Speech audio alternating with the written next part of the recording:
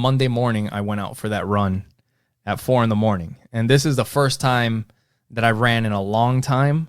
And it's the first time that I've ran in the winter time and this is the middle of winter, and it was cold those days.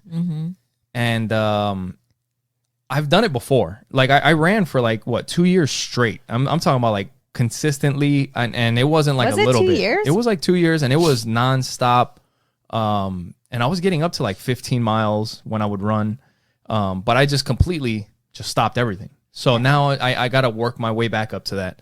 But that last Monday when I started running, I left the house and I think it was like in the 30s, and I was wearing a long sleeve t-shirt and shorts and my sneakers. And the thing is that I've done this before. Actually, before when I used to run, it was 4 o'clock.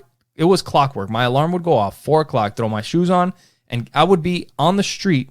I knew by 4:15, I would be out on the street running. And when I got out there this last Monday, it was so freaking cold. And in the past, when I would do it, I used to do it with no shirt on at 4 a.m. I would just say, I wouldn't even put a shirt, just shorts, my sneakers, and I would take off. And it would be cold. I don't remember you doing that in the winter. Well, that's because nobody was up at 4 o'clock in the morning when I would go out for a run. I remember you doing it in the summer. That's crazy. Yeah. And this Monday, man, like when I left the house and I started running, I was like, you know what? I know it's cold, but it's probably just because I'm not moving. So I'm going to start running. And when I started running, the freaking breeze hit me. And I had my forearms pinned to my chest, like pinned to my nipples. And I was not pulling my arms away. Like I was running and I just had my arms so close to my chest because I was so freaking cold. Like it was the only little bit of warmth that I could give from my forearms to give my chest. And I'm holding it and I'm like, this fucking sucks. And this is like 15 seconds into my run. 30 seconds into my run, I'm starting to think, I was like, this is fucking stupid. I need to go back home. Like, I'm fucking freezing. I was like, what if I start running and I'm like 2 miles out or a mile out and I'm really fucking cold and now I got to walk back? That's going to fucking suck. You know? These are all the things that I'm telling myself in my head. Yep. And right then and there, I'm like, you're being a bitch. Yeah. Keep fucking running.